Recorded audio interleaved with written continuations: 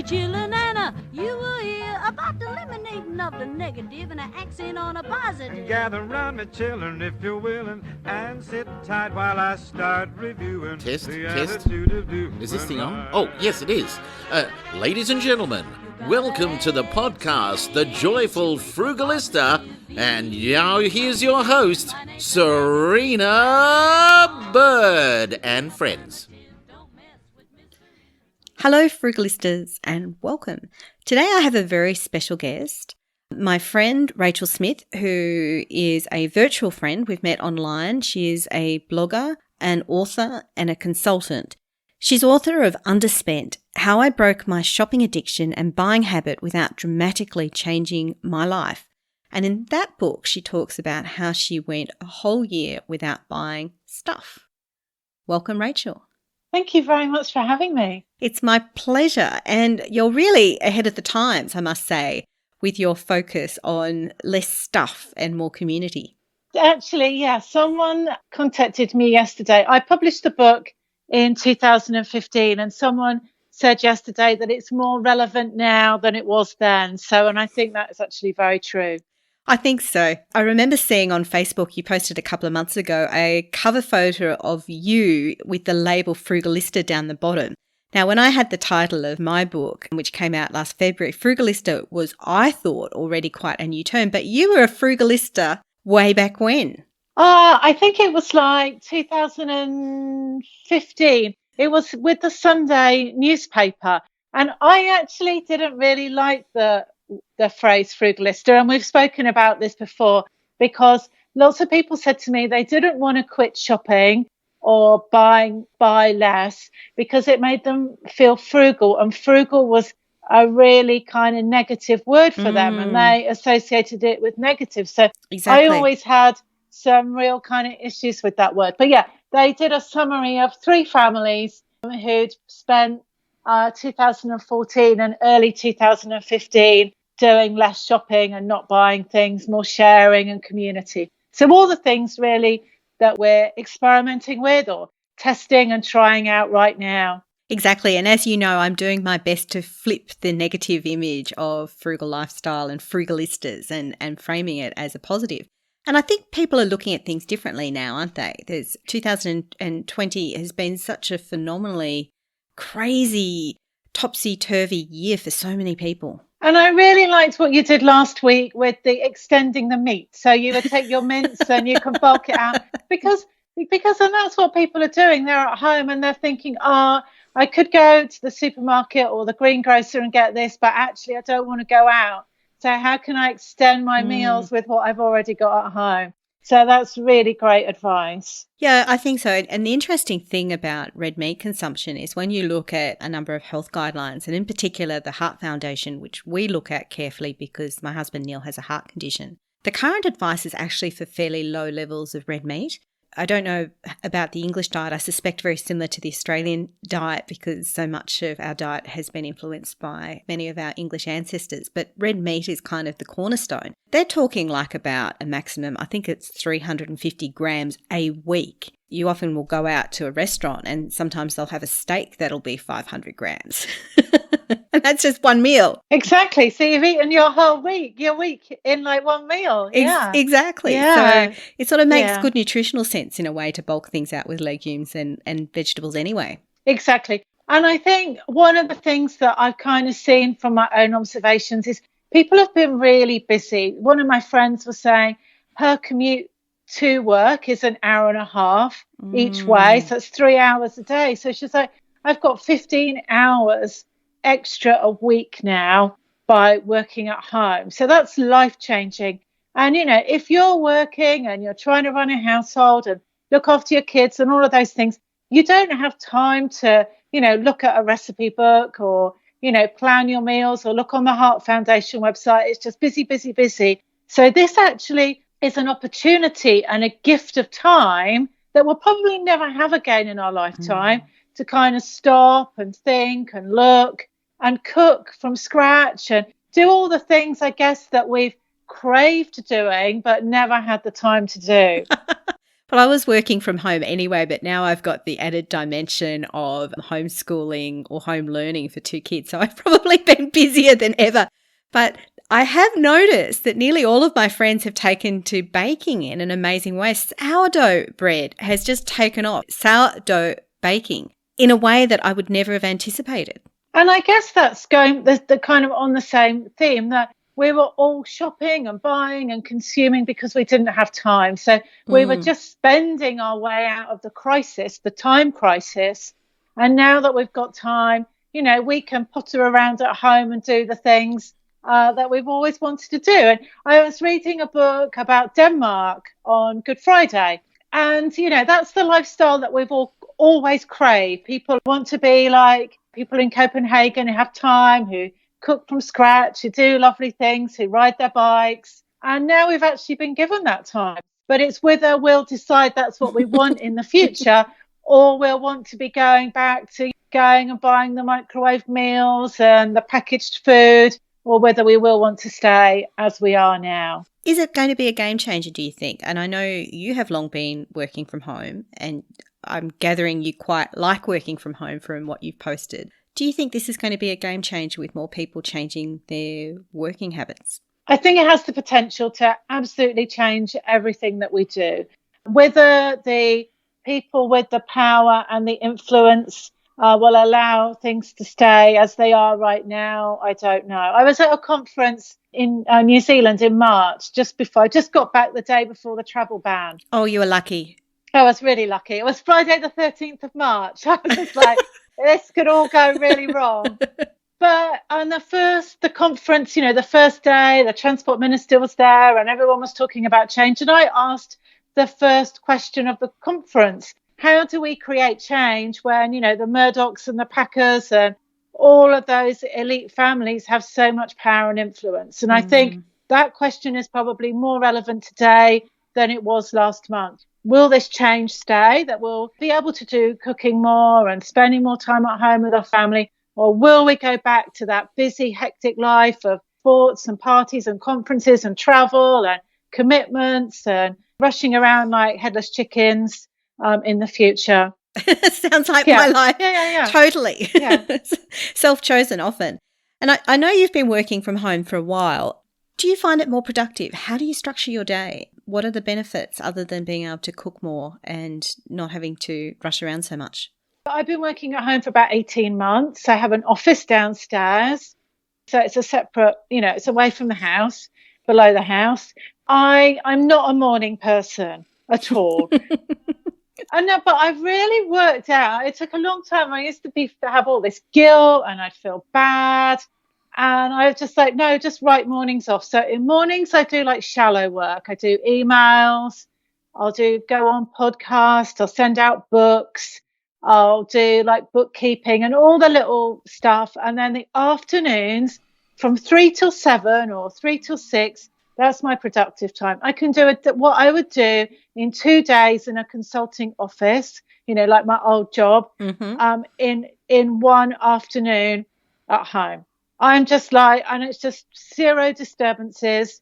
I just get work done. But I've worked out I can't work in the morning. So I have ideas. I have some of my best thinking in the mornings, but actually getting work done just in the afternoon. I block it like 3 or 4 hours and I just get work done. Yeah. So it was really good to work out what the rhythm is. And I don't compare myself to others. Some people are like, oh, I do my best work in the morning. That's great. But me, it's the afternoons. I'm really glad you shared that. And I think at one point I remember you sharing your daily schedule of what worked for you. And that really resonated for me because I'm also not a morning person. I really do struggle with the mornings. And often too, when my kids are at school, by the time I get them organised, drop them off, come back and whatever, and there's always a mess in the house. By the time I clean that up, put on a load of washing, whatever, before I know it, it's 10 a.m. And then I used to beat myself up because I'm like, well, corporate hours are kind of 8:30 to 9.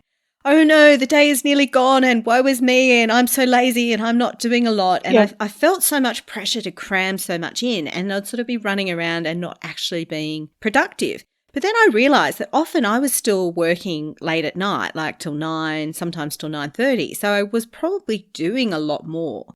I wasn't being interrupted by meetings about topics that I had no interest in or colleagues interrupting my train of thought or other sorts of things.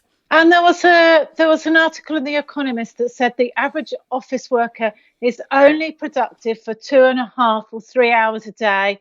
And most office workers are interrupted every 6 minutes, and it takes them 23 minutes to get back to their task. So you're working away and your colleague comes and asks you a question, and then you answer their question, and then it takes you 23 minutes to get back into the flow. So you can see that you just get nothing done, and open plan offices are just failing.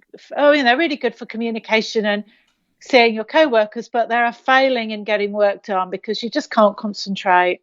That's a phenomenal statistic. But when I do reflect on it, it was actually really hard if you needed to do strategic work, like writing something. It just would take a long time because people would interrupt you all the time.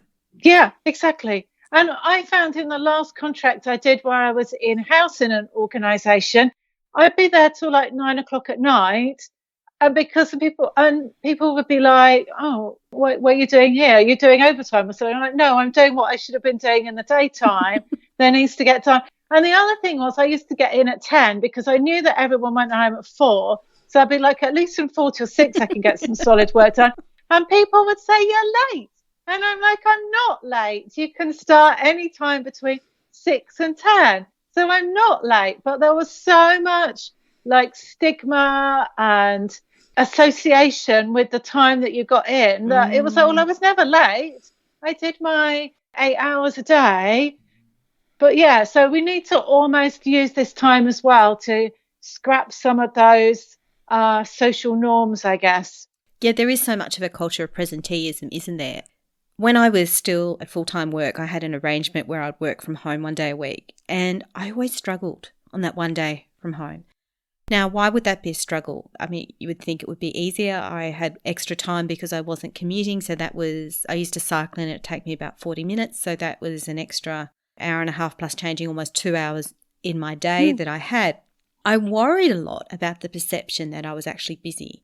Now, there was an irony here because those days that I worked from home were the days that I would often organise to do admin that I had to do in the middle of the day because I worried about the perception of doing that when I was at work. So I'd arrange it to do it the day that I worked from home because I lived closer to the shops and it was more efficient. That was also the day that I arranged to do more strategic big picture thinking because I knew I had the quiet to do it. But yet I used to spend most of my day sending off lots and lots of emails to look like I was busy to prove I was actually working. Weird, really weird. And that's because we pay people for the time that they have their bum parked on a seat, not for how they're productive. So when I moved to having my own consulting company, I charge people on what I produce. It's like, this report is going to cost you this. If it takes me an hour to do it, then good on me. And if it takes me 3 weeks to produce it, then poor old me, I've lost out. But that's what we should be doing. We shouldn't be just trading time for money. We should be trading on results and the amount of work, real work that you actually produce. And I'm sure that really does encourage you, that model, to be super efficient and effective and not to procrastinate. Absolutely. And I was doing a project with this lady down in Sydney, and we'd done a couple together where we'd done work in Sydney, then we'd gone off and written parts of the report, and then we'd spent hours on track changes. And then we were like, right, next time we work together, and we did this in December, we'll spend a day in an office in Sydney and we'll write the report together. And we smashed that whole report out in a day. In fact, less than a day. We went, in the afternoon, we were like, oh, let's go for a coffee because we finished. So again, it's about thinking smarter, not working, being paid for, or thinking it's about the hours that you're sat on that seat. It's a different way of thinking. I wanted to go back to this issue of presenteeism and feeling like people couldn't be late, because you wrote a really insightful article recently about the economic costs of people working the standard day and going to and from their offices. So I call it the billion-dollar office start time. Around the world, governments and councils are spending billions every year building new roads so that everyone can drive and start at roughly 8 a.m. Most people start at 8 a.m. in Australia. Governments and councils are spending billions every year widening existing roads because we're driving and we all want to start work at roughly the same time. And they're also spending billions every year building park and ride car parks at train stations and at bus interchanges so that we can drive there, all get the bus or train at like 7:30 and all start work at 8 o'clock.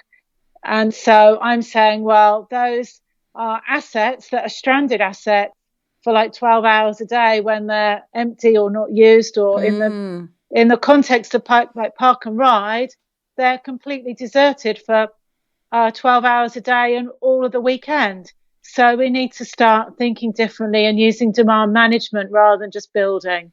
That's a good point, isn't it? I mean, so much of our infrastructure is geared to us rushing into offices or factories to work for certain hours and then it being idle for the rest of the time.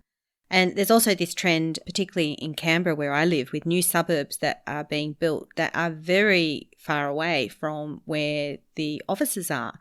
And there aren't local businesses or many local businesses there. And some commenters have said they're basically just building sleeping dormitories. There's no option other than to get in a car and drive to the place of work. Absolutely. So we're building those roads or widening the roads or building public transport. So, and I'm not saying we shouldn't do those things. You know, there are places where there are times and places when they're needed, but we shouldn't just be, you know, so Fred can buy the cheap house in that location far away. The council, the government builds the road so they can drive to work. The road's then empty or fairly quieter during the best part of the day. And then everyone's driving home on the same road to go back, to go to sleep, and then to do it all over again the next day. And I go horse riding at a location that's opposite a park and ride car park. Mm-hmm. People drive their cars there and get the bus into Brisbane CBD.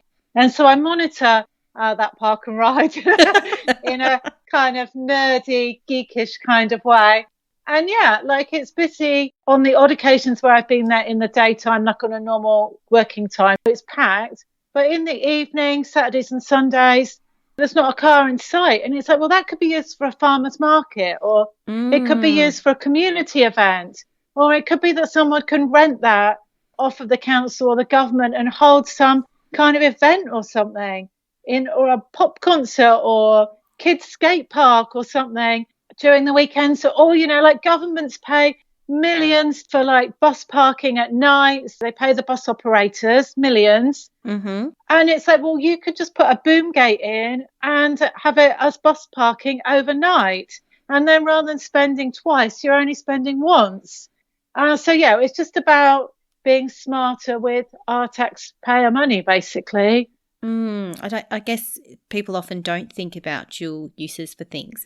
You're thinking about a single use, aren't you? Exactly. Thinking about a Monday to Friday solution. You're not thinking about a Saturday and Sunday solution. You're not thinking about other aspects, other groups within the community who might want to use those facilities for different purposes. Absolutely. And, you know, we've seen the model where lots of churches use like a school hall instead of having a church, or lots of churches rent out their car park during the weekdays to people who are commuting, because the church typically mostly use their car park in the evenings and at weekends. So just really saying we've got an asset or a resource here. How can we use it more efficiently so that it's a better outcome and more benefit for everyone? Just like people who've got a lawnmower, you use your lawnmower just for your lawn. Well, actually, what about sharing it with the people in your street? And then someone says, well, I've got a chainsaw and someone else has got this, and you spread it around rather than everyone having everything. You know, it's like, why do 400 people who live in the same suburb each have a lawnmower? There could be a shed at the end of one street that's got all the tools in, and you might pay like $10 a year or something, but we don't all need to have everything. No, that's a very good example, and I'm laughing because my church actually does operate a mowing social enterprise.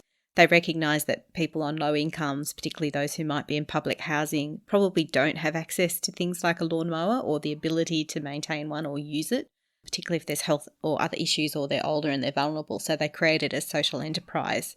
based around lawn mowing. Wow. And yeah, so it's less lawnmowers that you need to buy, isn't it? So Yeah. And actually, you've made a really good point there, because it's not just buying it; it's the maintaining it. And if it's a big lawnmower, you need to go and get it serviced, like you get your car serviced. So it's all those extra costs as well. And we tend to kind of blindside those costs sometimes. Like people say, "Oh, with my car, it only costs like $5 to get from X to Y," but then there's still like your rego and your insurance and your servicing, depreciation. Yeah, exactly. that we don't include when we think about the costs. Yeah, exactly, and that's huge. And it's really difficult sometimes to calculate the actual cost of, say, a second car that you've got idle in your garage. I like to think of it about costing about $5,000 when I think about the registration, the insurance, the servicing, depreciation, car loan repayments. But it is difficult because it depends a little bit on the age of the vehicle, how much maintenance it requires, how much depreciation. If it's a brand new vehicle, there's going to be a lot more depreciation. But certainly having a second vehicle that you really, really use is going to cost you a lot of money. Absolutely. And if you're only using it like once or twice a week, then that's a really expensive thing that you've got sat at your house. Pretty much. And I know you're a very passionate cyclist, so I'm sure you've done the maths too about how much cheaper cycling is and how much it can benefit your health if you take that up instead of a second car. Absolutely. And that's another thing that's happening now, is that because people aren't rushing into the city or going here, there and everywhere, then people can say, actually, I can ride my bike to the local supermarket or to the greengrocer and get my things rather than taking the car, because now I've got more time. I'm not spending 3 hours a day commuting, or I'm not spending an hour and a half a day commuting. So I've got the time. I can explore my local area. Loads of people have said to me, I've never walked around my local area. I've never had time. Really?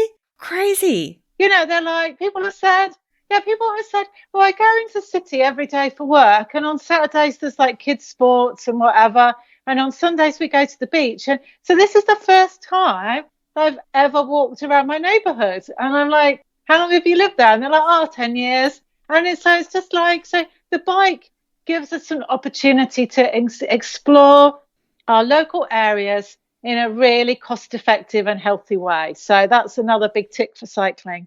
I love my bike, and I love my husband who replaces the brake pads when I frequently wear them out from braking too much on my bike. But thankfully, even if I didn't have my Neil, bike maintenance is still a lot cheaper than car maintenance. And if you're handy, you can do a lot of it yourself as well. Yeah, exactly. Yeah. It's still a lot cheaper. I want to go back to stuff, because I know obviously you've written a book all about stuff. And I was having this conversation with my dad recently where he sort of said, when this is all over, we will really be rethinking our relationship with stuff, because so many of us have realised that stuff is not the way. Then some articles are saying, but stuff is always going to be with us and our relationship to stuff isn't going to change. And marketers have for so long talked about how stuff makes us happy. And so as soon as we start seeing that there's a light at the end of the tunnel, marketers are going to be there. In fact, they already are in terms of online selling. Are you more positive than I am on this? Do you think this is really going to be transformative in terms of people wanting less stuff, or is it we still going to have that hyper consumer culture?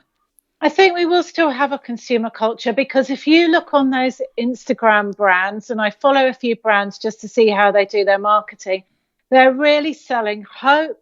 They're selling the perfect life, and they're selling lifestyle. And so they're really, really pushing that now. At the moment, there's a real increase in online shopping, because people are doing the yoga class and then they have to buy the new yoga mat, or they're doing the makeup class on Zoom and then they need to buy the new makeup. Or as one person said, we're stuck at home and you're buying lots of small discretionary luxuries to make yourself feel better. On another side, I think loads of people are doing loads of decluttering. And there's been a really big problem in the UK where people are fly tipped, or they've just dumped loads and loads of stuff outside the charity and the op shops, because people have decluttered all of this stuff. And then I guess it's like, well, that was a lot. I've worked really hard and spent a lot of money on all of that stuff. I don't want to keep it in my garage or my spare room, because that's really ugly, looking at how long I had to work to pay for all those things that now I'm giving away. So they've kind of got rid of them quickly. And then I think a third point is that people are at home now. And if your house is really cluttered or you've got loads of stuff, you're going to get really annoyed with that stuff, because normally you've been out of the house for like 9 or 10 hours a day. You've been busy doing kids' sports and all kinds of things on Saturday. On Sundays, you've been out going to the beach or visiting family. So people have never actually spent much time in their homes. Some people have said to me, I never really spent time in my house. And so if you're in a house that's full of clutter and stuff you don't like, then I'm hoping that will make some people think, why on earth did we buy X, Y, and Z? But then some people have got out things that they've bought that they've never used, like bread makers and soda streams. They're like, oh, yeah, I can make bread. I've got this bread maker that we never used. Or we bought this utensil, which was everyone else had got one, so we bought one. And now finally we're going to use it. It's hard to tell what's going to happen. I mean, the macroeconomists will tell us that we're going into an L-shaped recession, and the plateau at the bottom will be about 18 months. So it will be really, really tough for some people. But again, I guess if you've got a little bit of money and you're feeling really down, then you might just buy something from your Kmart or your Target to make yourself feel better.